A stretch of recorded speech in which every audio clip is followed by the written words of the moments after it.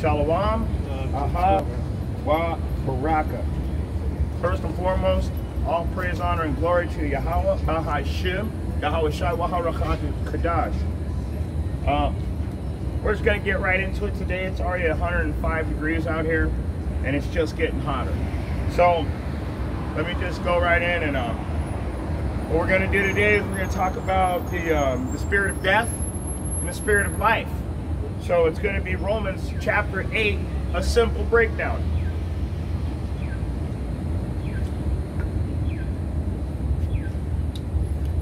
Starting from the top, Romans chapter 8. There is therefore now no condemnation to them which are in Yahushua HaMashiach, who walk not after the flesh, but after the Spirit. So in other words, people that are not after the flesh means a carnal, worldly, I want everything I can see and touch kind of lifestyle. A spiritual person isn't going to be like that. They're going to base their life on hope and faith. For the law of the Spirit of life of Yahushua HaMashiach hath made me free from the law of sin of death. So the Spirit of life is following in the path of Yahushua HaMashiach. The spirit of death is a worldly, carnal lifestyle. I gotta touch, I gotta see, I just want everything. I just want to feel good. I want to party all the time. Let's see if I can pull up precepts. 2 Corinthians 4 and 18, King James Version.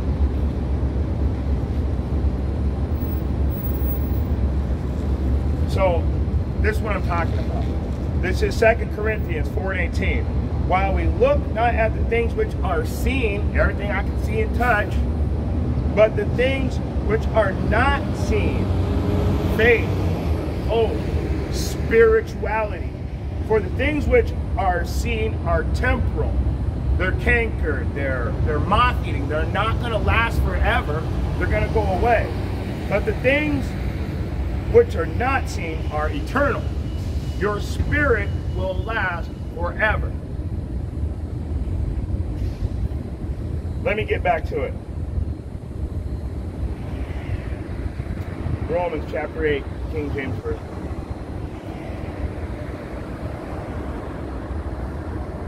Let's keep going. For what the law could not do, in that it was weak through the flesh, Yahweh, sending his own Son in the likeness of sinful flesh, and for sin, condemned sin in the flesh.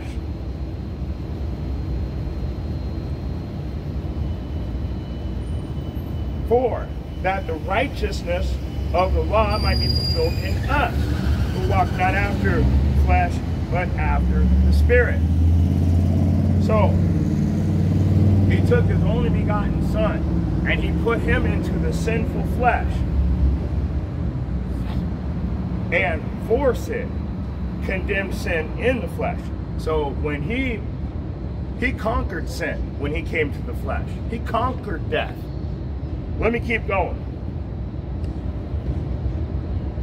Let's read number 4 again.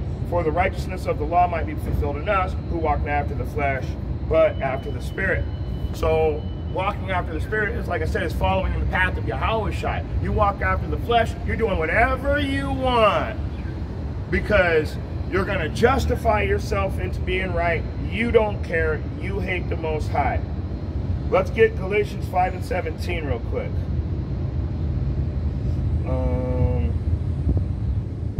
Galatians chapter 5 and verse 17, KJV. Let's see if we can get another precept out of that.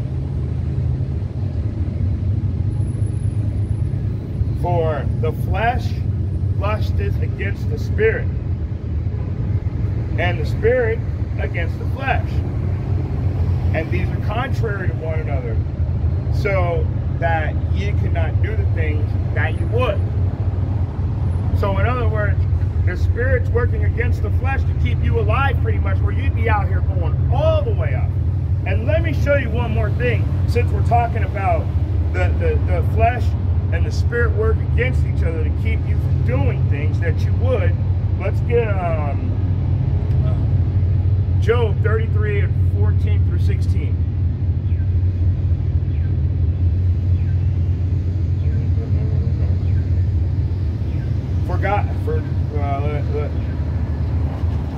For Yahweh speaketh once, yea, twice, yet man perceiveth not. Now listen to this. Listen to this. In a dream, in the vision of the night, when deep sleep falleth upon men, and the slumberings upon the bed, then he openeth the ears of men, and sealeth their instructions. The spirit works against the flesh to keep you from doing the things that you would do, or you'd be completely going off. King James Version, Romans chapter 8.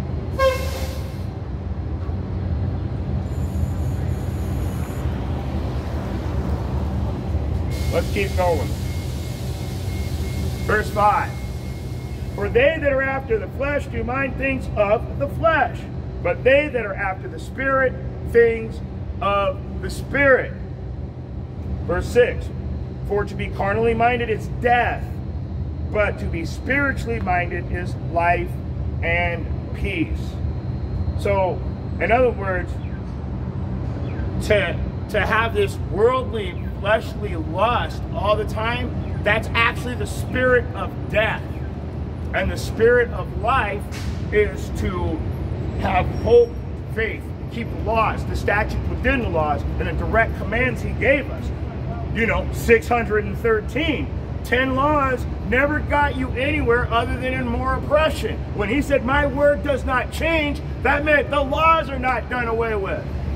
But anyways, let's go ahead and get 1 Corinthians 14 and 40.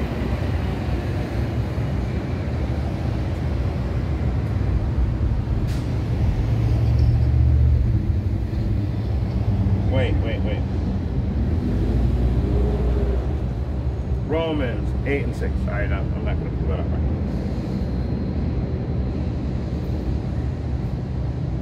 Romans chapter 8, KJV.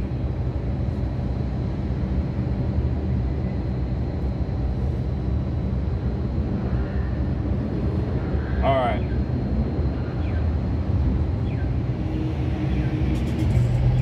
Let me keep going. Because carnal-minded is enmity against God,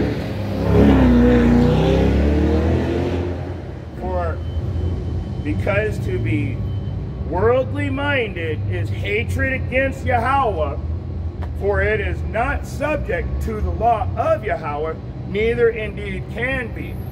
Because you're worldly minded and you hate the Most High. How could you be subject? How would you follow his laws if you don't even like him? So then, they that are in the flesh cannot please Yahweh, because you live a fleshly, worldly life. You do what you want. So you have no willpower to follow the instructions you were given. Yet everybody will follow GPS to get from point A to point B, but they won't follow the instructions in the scripture to get back to the kingdom. It's very interesting, but nobody listens. And you're going to listen soon. Soon you're going to have to when his foot's right on your neck and he's telling you, you're not going. Verse 9, but ye are in the flesh, but ye are not in the flesh, but in the Spirit. If so, be that the Spirit of God dwell in you. Now, if any man have not the Spirit of Yahushua, he is none of his. So if you don't have the Spirit of so-called God and so-called the Christ, then the Spirit's not in you. And it's not for you, and you're not going into the kingdom anyway, so you might as well enjoy all your short little life.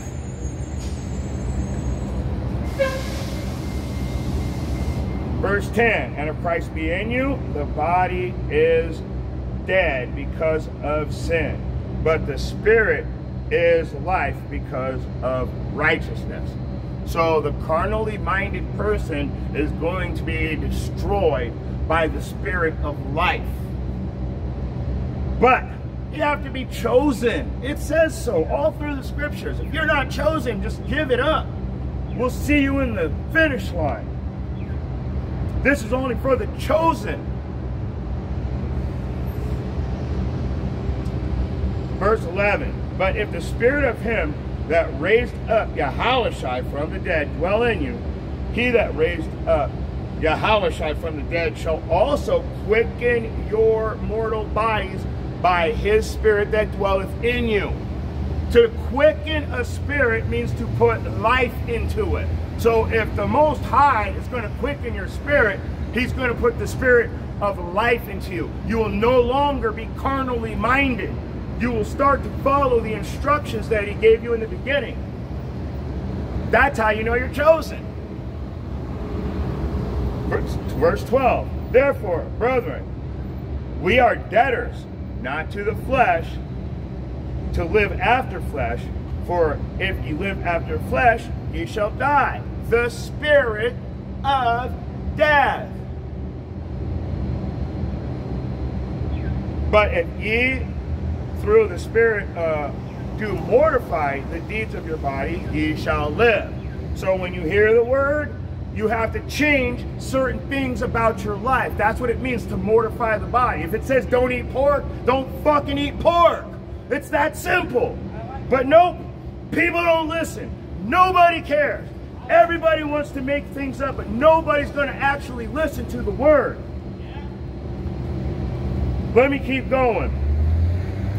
For if you live after the flesh, ye shall die. But if ye through the Spirit do mortify the deeds of your body, you shall live. So when you change your life, you start following the instructions you are given, that means you are chosen. There will be a different spirit on you. It won't be a joke to you. It won't be funny. It won't be fun and games. And when he returns, which all of the prophecies are happening real time right now, but who cares? I do. I can't wait to see this place get destroyed. I can't wait. So when everybody's on their knees wondering, what do I do? It just shows that when you were given the oil to put in your lamp, you didn't want it. That way now you can't light your path to see where you're going. People don't know what's going on anymore. We're all conspiracy theorists if we tell the truth. It's crazy. Verse 13 again. No, I'm sorry. Yes, verse 14. For as many as are led by the Spirit of Yahweh are the sons of Yahweh. So if you're chosen and you're led by that Spirit, that's your father. Not all of us have him as a father. There are antichrists among us. And what does the word antichrist mean? That means someone that is against Christ. There's many antichrists in the end times. Many. Not just one.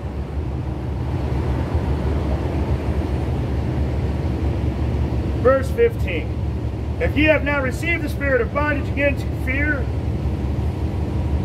but ye have received the spirit of adoption. Let me read that again. For ye have not received the spirit of bondage again to fear, but ye have received the spirit of adoption, whereby we cry, Abba, Father. We have not received this spirit of bondage again to be in fear, but to cry out to our Father and come back into the fold. That's why he's punishing us. We're not following the instructions. There's laws, there's statutes within the laws, and there's direct commands that we keep to the best of our ability according to our knowledge. If you can't do that, you're not chosen. That's all there is to it.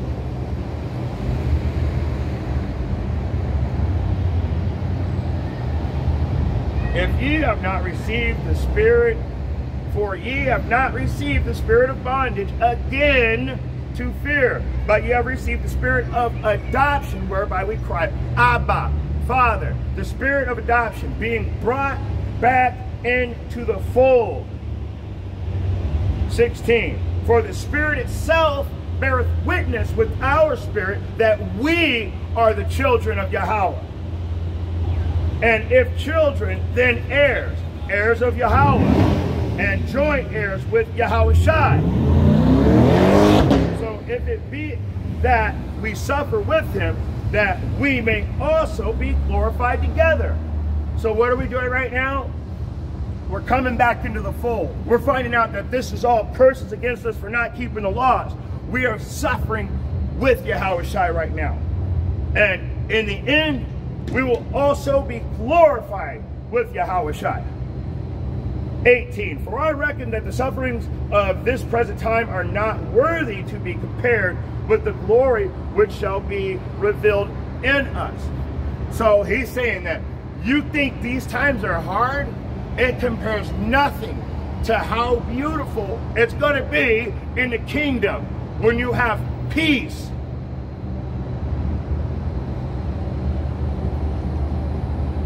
That's one of my favorite verses in the Bible right there. Let me read that again. And if children, then heirs, heirs of Yahweh, and joint heirs with Yahushai. So if it be that we suffer with him, and we're suffering, that we may be also glorified together. 18. For I reckon that the sufferings of the present time are not worthy to be compared with the glory which shall be revealed in us. You can't even compare the glory. You can't compare how great it's going to be, even though how bad it is right now. And how if you want to get into it, we have been raped, robbed, and murdered for hundreds of years now, and everybody tries to act like, oh, that's in the past. That doesn't have anything to do with me, really, because it says right here in the scriptures that you're sent back in the third or fourth generation to pay a recompense and a curse for your evil doings. So you're coming back, and you're the same people that were putting us in oppression that was from the past. Let me keep going. For I reckon that the sufferings of this present time are not worthy to be compared to the glory that shall be revealed in us. You're not going to be able to compare our glory when this is over. You're like, it's not even going to seem like it was bad at all. For the earnest expectation of the creature waiteth for the manifestation of the sons of God, or Yahweh. For the creature was made subject to vanity, not willingly, but by reason of him who hath subjected the same in hope. So in other words, if you have the spirit of vanity on you, it was given to you by Yahweh. If you have the spirit of the hope, which is faith, then you have, that was also given to you by Yahweh. Because the creature itself also shall be delivered from the bondage of corruption into the glorious liberty, which means freedom, of the children of Yahweh. In other words, all you 2/3, like I keep telling you, you're going to die a horrific death, but you will be born back into the kingdom, into righteousness. The problem is you got to die that horrific death and feel all that pain first. So it's better to just keep the laws and go home safely. For I reckon that the sufferings of the present time are not worthy to be compared with the glory which shall be revealed in us. For the earnest expectation of the creature waiteth for the manifestation of the Son of Yahweh. For the creature was made subject to vanity, not willingly, but by reason of him who hath subjected the same in hope. Because the creature itself shall also be delivered from bondage of corruption into the glorious liberty of the children of Yahweh. For we know that the whole creation groaneth and travaileth in pain together until now. So even if you are a wicked-ass, evil-ass 2/3 Israelite, you're still groaning with me about the garbage that's been done to you for the last couple hundred years. And if you're not, you're retarded. Let me keep going. For we are saved by hope. But hope that is seen is not hope. For what a man seeth, why does he yet hope for?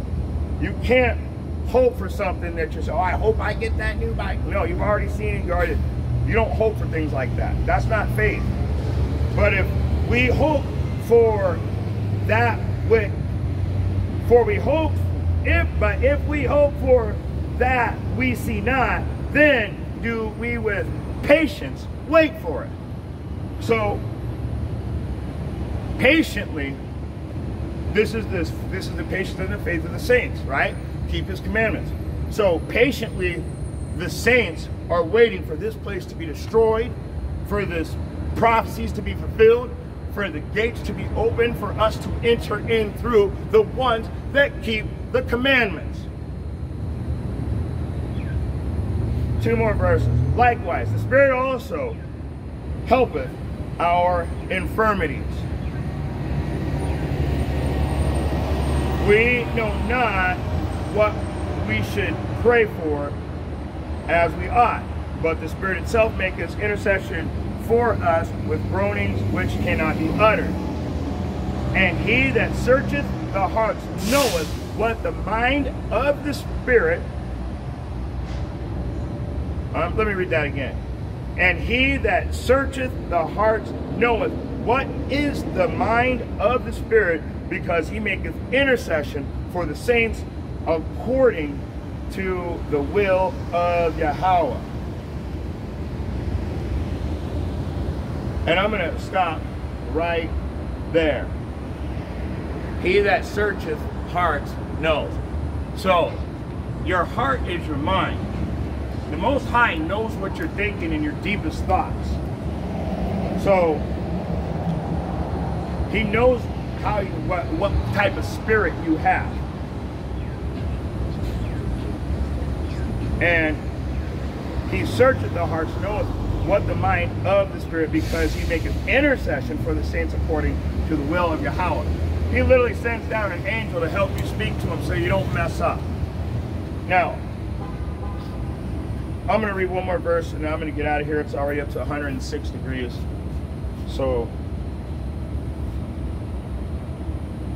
let me get Revelation 22 and 14.